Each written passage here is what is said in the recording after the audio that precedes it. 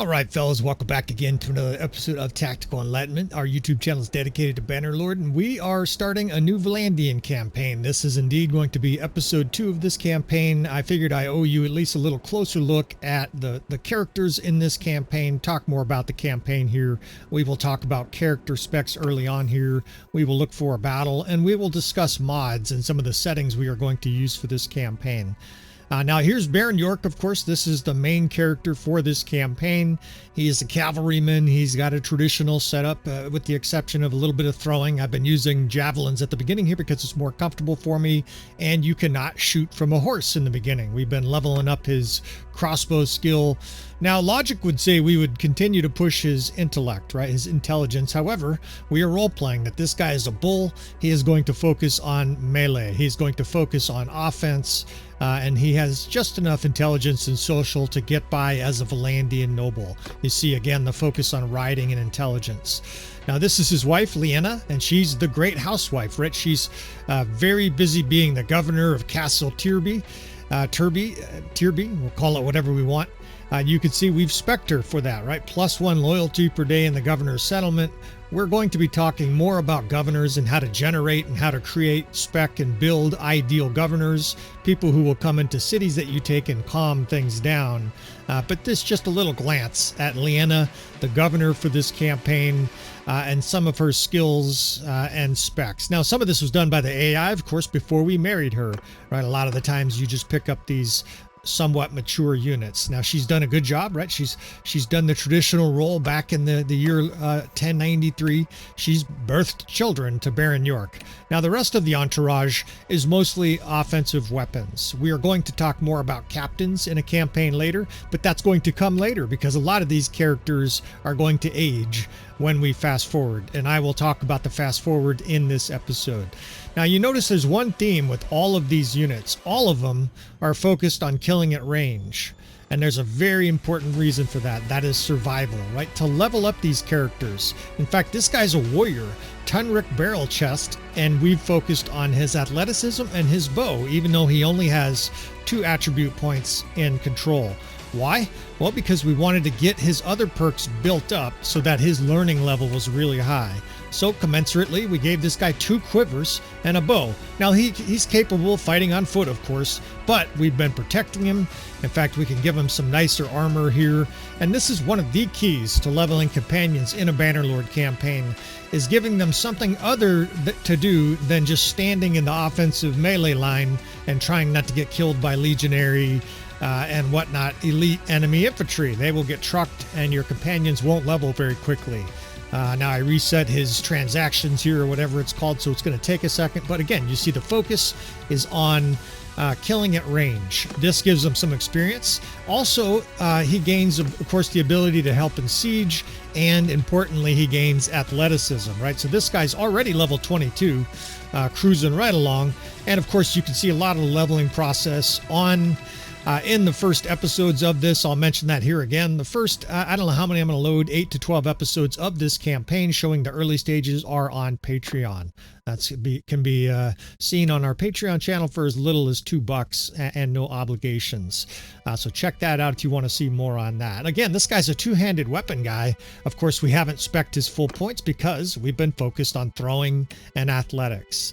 I'll just take you through the rounds here. This is Illicit the Huntress. She's illicit drug seller, the Huntress.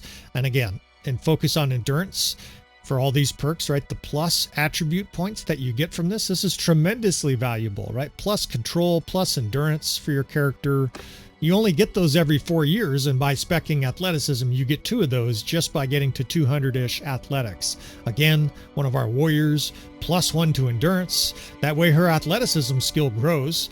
And then, of course, a tank, we're going to give her plus to offensive stats as well.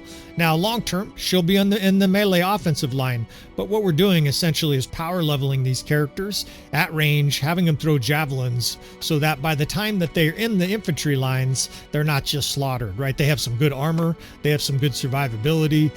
We'll give them very quick weapons. We'll talk more about weapon loadouts, of course, in this campaign. We'll talk about essentially how to optimize your companions so that they aren't just weak bitches that get annihilated in every battle.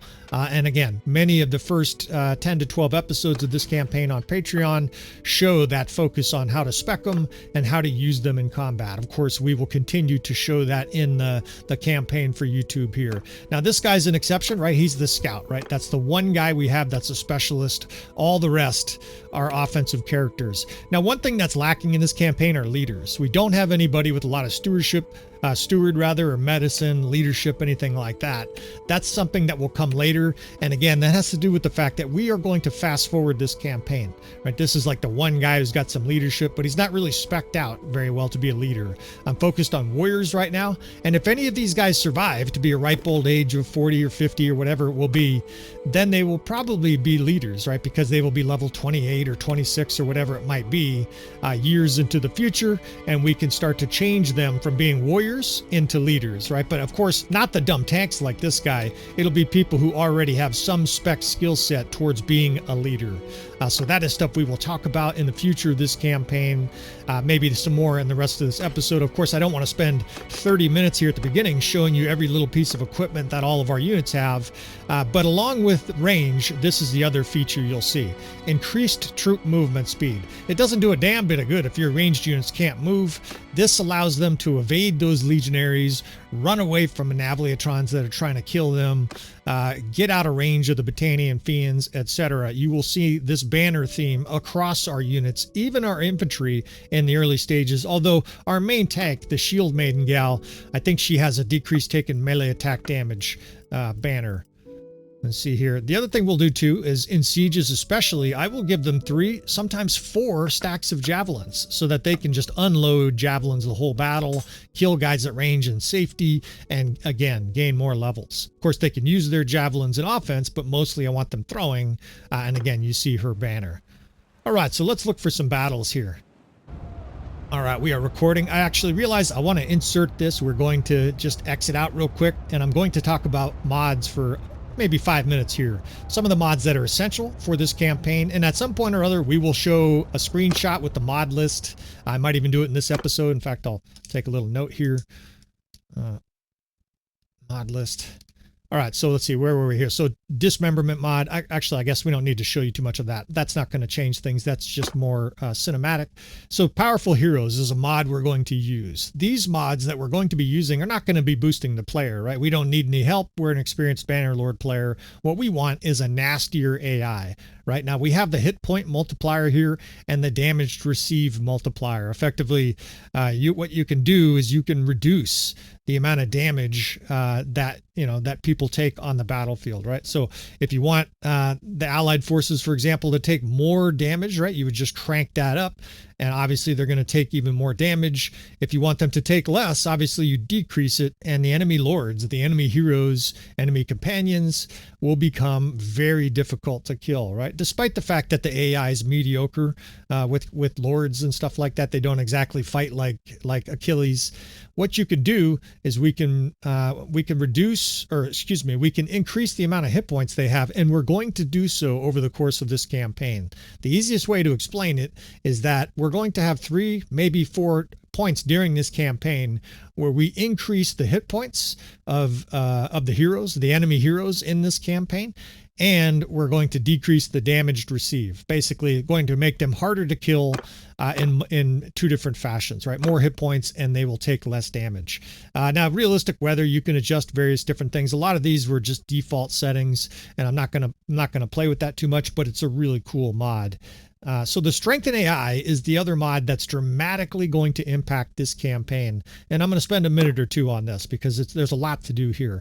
First, you can adjust the amount of grain that lords get. This is all artificial, but this is necessary. If you're going to give them larger armies, extra troops and stuff like that, they need more grain. Otherwise, of course, their army will starve. Other things you can do here, the daily increase in Lord Party XP. That basically means instead of fighting lords with armies full of peasants, they will suddenly have upgraded units and legionary. And if you crank that number, of course, their whole army will be Battanian Fiend champs. So for those trying to emulate our campaign, the numbers I'm showing you here are, I would say, kind of a middling difficulty, right? Same thing with the increase in town militia. More militia, the towns simply get larger defense forces. That makes the game harder. Daily Lord each skill XP. This is the easiest way to make enemy lords powerful, right? And we're going to start with 250.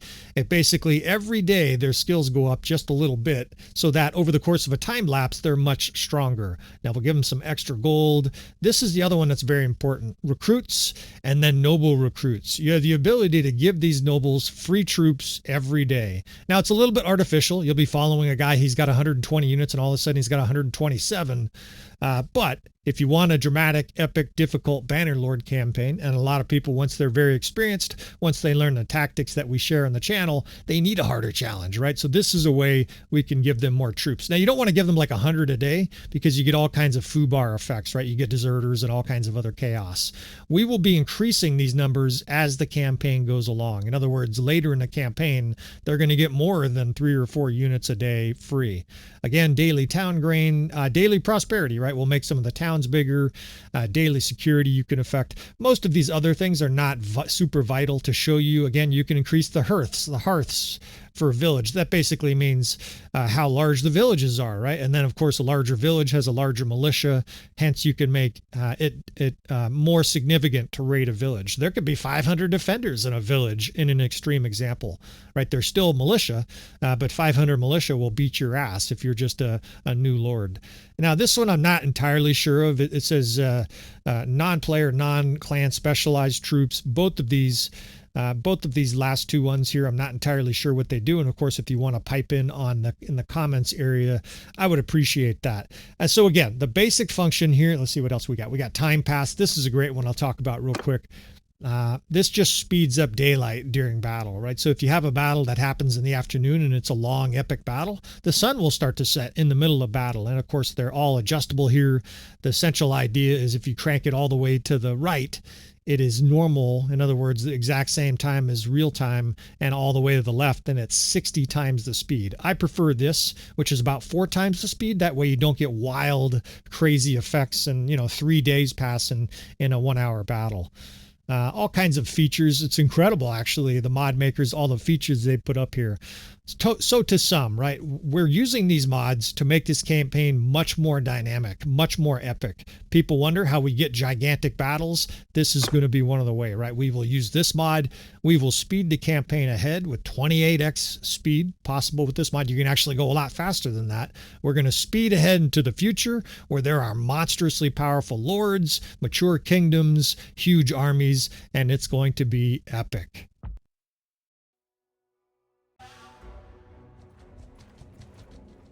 Yeah, let's see if we got going on up here.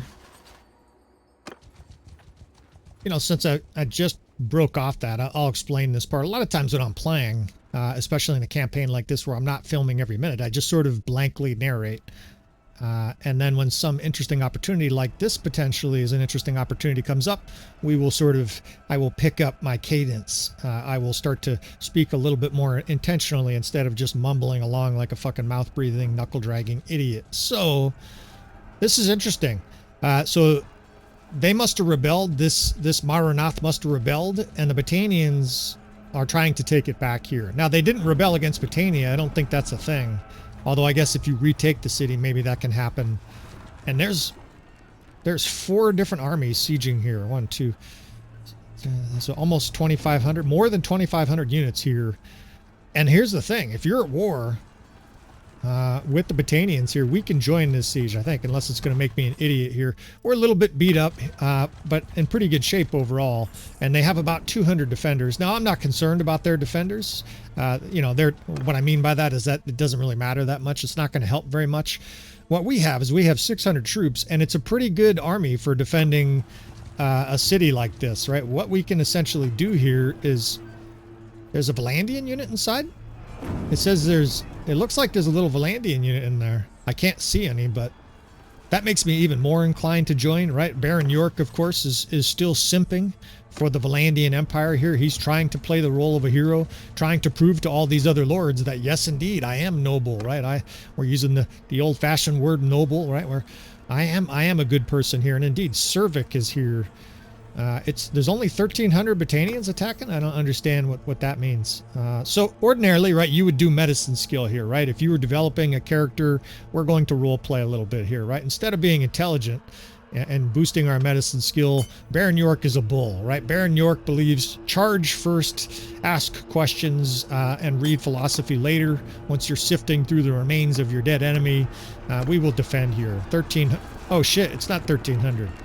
I don't know why it said 1,300. That seems strange, but there is a huge force here. So good. And if we get captured, hopefully at least it's a good battle. In the early stages of this campaign, we're definitely playing, as I've said a lot on some of the previous episodes, some of the Patreon episodes, we're playing with our hair on fire here, right? We're tackling unbelievably difficult situations without a care in the world, right? Baron York gives no fucks because, of course, he's still trying to prove himself to the Vlandian nobility. So we'll strap on his crossbow here. It's still something I'm getting comfortable with. But sieges, of course, you always want to have a ranged weapon. Now, I forgot this part. Of course, I forget it every time, it seems like. They're dumping us right in. So the first thing I'm going to do is take all my units, put them in line formation, and get them off the walls, right? That's numero uno in a situation like this. Whether you're a mercenary or a vassal, they just dump you in. Don't get to assign companions. Fortunately, we have 8 divisions, but I'm going to have to neaten them a little bit here. 1, 2, we've got a lot of troops thanks to the Battlesize mod, and some guys express, the probably realistic point that if you have more defenders in a smaller city, it can be a detriment, but it can actually be an advantage to you as well, because of course the enemy has a gigantic amount of troops and they're trying to squeeze through 3 locations. There can be advantages defensively too. Here it's a problem because our units are getting in each other's way. We've got a gigantic fucking Walmart, fucking horde, cruise line, Carnival cruise line horde of fucks here trying to pour off the ramparts, and unfortunately the AI is trying to get on the ramparts. So we got a little bit of a mess here at the beginning. Hopefully these guys can sort themselves out here before the siege goes sideways. The good thing is they're not getting shot, right? It's preventing actually the militia from getting on the walls and getting shot. Now I hear catapults, and we're definitely gonna, we got a traditional catapult here. We're gonna try to destroy this this siege tower. I don't see one over here. The enemy has counter siege. We're gonna have to watch that. I see another catapult, or even 2 catapults. I didn't look closely. I've been kind of in a rush. I've been excited to get this campaign going. I just bit my tongue. In fact, you might have heard me bite my tongue here. I'm trying to speak so fast. I'm a little stressed, right? Because we don't want to lose this. I don't want to look like an asshole. This happened directly after our intro battle, so kind of hard to have a dipshit start to our campaign. Hopefully we can show some good tactics here. Hopefully we can keep some of you fellas for what is going to be an awesome campaign. Anybody who watched the Aserai campaign, you can expect more of the same and even more twists. I've got all kinds of cool things up my sleeve. I'm a conniving, scheming individual here. Oh shit, that's not a good sign. There's fucking pieces of debris falling down. So we're getting bombarded here. We've got to shoot carefully. Oh, okay, they got it. Our allies destroyed, I think, the only siege tower, so I think they just have ladders. Oh shit, fuck! That thing like whizzed by my ear hole. We're getting counter-sieged, and usually those will one-shot you, so we're going to have to be light on our feet here while we immolate the enemy. The good news is that a traditional catapult on the ground, oh shit, is slower to reload than these onagers, mangonels on the walls, right? So we'll be able to get off a couple of shots, although maybe they have more than one catapult. It seems like they have a lot. This is gnarly. This is great. Oh shit. I'm stoked that this is going to be part of some of the early episodes. And this is why I skipped a lot of the beginning, right? I did not run around doing deliver the herd quests and stuff like that. I've watched, a dozen playthroughs from other YouTubers, from all the way from Strat Gaming Guide to my good buddy Angry Goldfish. I've seen many episodes out there of YouTube playthroughs.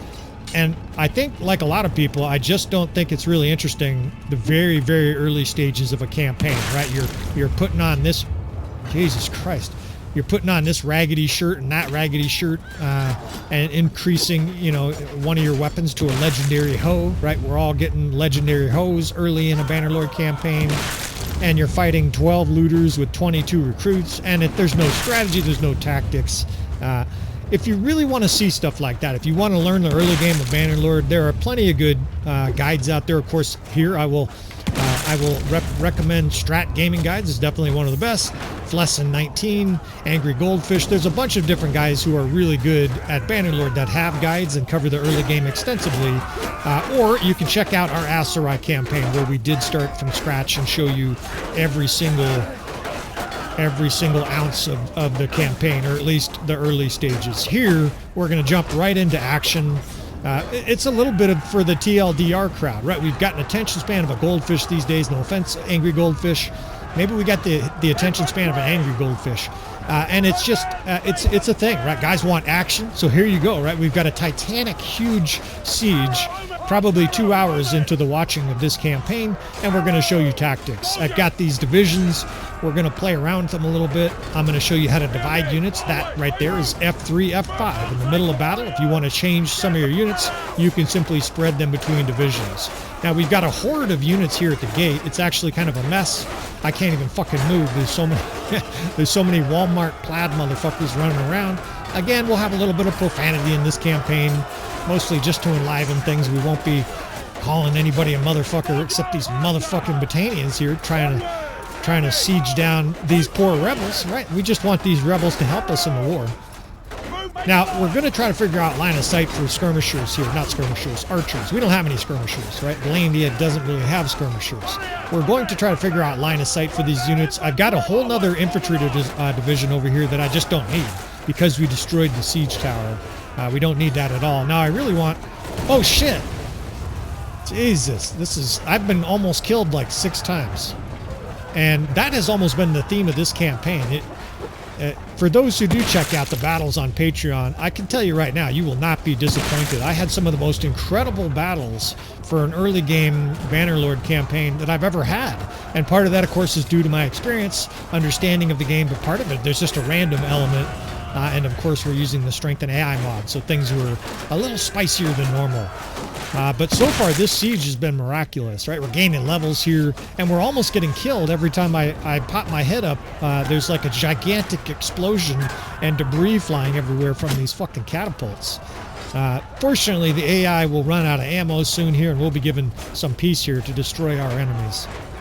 All right, so let's talk about this Battlesize mod, right? There's 2,000 units on the battlefield right now. That's why, if it looks unbelievably like a gigantic amount of units on the field, that's what's going on. We also probably have all of our units, or most of our units on the battlefield right now. Now, of course, I can't control the Batanian rebels, right? Those guys are under control of the AI, but all these Vlandian units I'm in control of, right? Because I'm in charge of the army, I can basically tell these guys to go where I want, and where I want them is to have nice line of sights right where I'm standing. You can see we can just rain in crossbow, javelin throws right on top of the Batanians while they're bottled up by like 150 troops.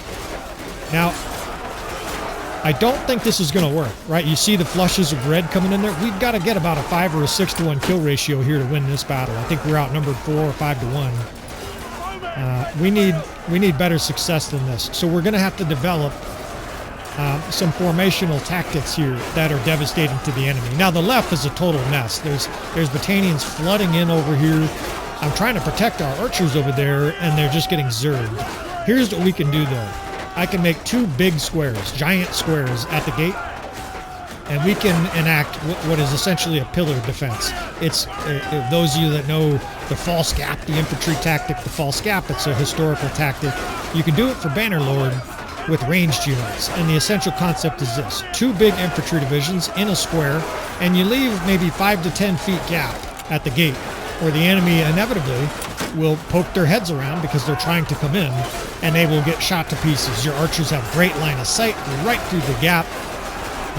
As a contingency plan, if the AI charges your archers that are shooting them, of course, you just simply move one of the squares in front of the gate and shut it, right? And it's like you have this ability to like say if 10 guys were trying to rob your house, you know, you have like the ability to close the door and beat the shit out of them one at a time, right? I can't defeat 10 guys in combat, but you give me a baseball bat and one at a time, and they're gonna get deadly concussions, right? I will make sure I kill them. Anybody fucking comes into my house at night, they're gonna die. A lot of people are like, well, you don't have a gun? Nah. And to quote the Joker here, guns are too fast. I've got a bat, and these motherfuckers are going to regret coming into my bedroom when my wife and I are. I got a bat, I know how to use it. All right, we won't get too sadistic here, but yeah, that's the basic concept, right? And again, it's very messy right now. I think one of those units is trying to merge still. Get over there. These guys are messy. Clean this up a bit because this is very close. The other side is okay. I'm kind of keeping an eye on it. What I mean by the other side, of course, is this left side. It doesn't look too bad. There's kind of a scrum here in the middle, but their units are getting butchered pretty bad. Now, these archers can't shoot. This is not a highly defendable city. But, of course, we're taking it on for this campaign and showing you how to do it, right? We're definitely going to have a higher degree of success than if you just tried standard siege tactics. Siege defense is one of the specialties on our channel. We come up with siege defenses for difficult to impossible situations, and Epic Siege is practically the middle name of our channel. Now look at this, right? The Battalions are coming in. They got two gigantic squares. We can clean up some of the edges here. And the Battalions are fucked here, right? They have no choice but to either expose themselves to our archers or retreat. They're basically in a checkmate situation. Because they only have these two openings and we've got the left covered, they are torched. Now, they're still killing guys, right? Squares are not invulnerable. Sometimes guys will write a comment like, it didn't work, man. My square got destroyed. So I'll mention that part, right? Because there's probably some new player watching. These two squares on both sides, make sure they're at least 30 or 40 units. And if they're weak units like militia, 50, 60, 70 is better. I would not do like 100 or something like that, because then you have way too many units defending. And if I had time, I would have separated shock troops from those infantrymen. At the beginning of a normal siege, you can do so. We showed you a little bit of that in the first episode. We will continue to show you when we get the pre-battle set up, and of course some battles you don't get it, other battles you do. When we get that ability to separate our units, I will show you how to use pikemen, Volgiers, and sergeants. As we've gained experience playing Vlandia, I was obviously already experienced, but now that we've played Vlandia here for about 30 hours, 20 hours, my tactics are becoming pretty refined. So I just heard a bunch of trundling feet. You can hear the footsteps. I know this because I've done so many siege. Eventually, the archers outside kill everything on the walls, and they get blue-balled. What do? They charge, right? That means a bunch of shieldless archers, mostly shieldless archers, being champs, are charging into our flaming death, fucking bedlam, mayhem, destruction, whatever you want to call it, vortex here, and the enemy is torched. This battle is over. I hate to blow the suspense for you, although I guess I'll look like a real asshole if somehow we lose. But we've got like 60, 70, we've got 172 units or something like that in these two different squares, and like 70 archers, crossbow, drawn a bead on them, just smoking everything in sight. And we're certainly obtaining that 4-to-1 kill ratio we need, right? You see waves of death, but then of course you see a huge wave of green where it's just almost uninterrupted green where the enemy's being smoked. And this is a perfect example of how to level your companions, right? Our crossbowmen that are behind me are scorching guys, right? And you can actually see them getting kills, right? Now, some of them, Fernhard, I think it's... Actually, I don't know who Fernhard is. Is that... Oh, I think that is one of our units. Yeah, his name throws me off. Here's the other thing with names, too, and I'll talk about it here briefly since this siege is basically over. These guys keep getting out of sorts here. Occasionally I'll charge, and they're coming across in a weird manner here. But the naming of our companions, these companions' names are going to change. That's why I didn't really focus so much on their names. The reason I'm doing that is between Patreon members and other people on YouTube, we have the ability to add custom names to some of these companions, and we are going to do so. So whether it's Fernhard, racking up kills, or somebody else, these guys' names are going to change over the course of this time lapse. Now that square looks fine. It's messy and it's close too. We're not like blowing the Battalions out here, but this is a siege where it's virtually us against the AI. Right? The allied forces here just melted. They went on the walls and got executed. And so it's our 700 holding back this gigantic force of Battanians, and this helps in the war, right? What we're effectively doing here is allying ourselves with Battanian rebels against one of our enemies. We've been at war with the Western Empire, and there they go. They just routed, I think. We've been at war with the Western Empire. We've been at war with the Aserai. We've been at war with the Battanians, the Sturgeons, you name it. The Southern Empire. It's been chaos, and this obviously helps further the war effort. All right, so we covered a lot here. Change of names to the companions. The fast forward, I will start to cover that at some point or other, and I've mentioned it before. We are going to go 15 or 20 years into the future. We're going to do that for three main reasons. Number one, to have a mature kingdom so that the enemy lords have sons that are warlords and stuff like that. They're much larger cities. Their cities are tier 2 and 3 instead of these little hovels. We're going to do that so the enemy lords get stronger, right? We're going to do that for difficulty's sake. We're also going to do that so that our children come of age, right?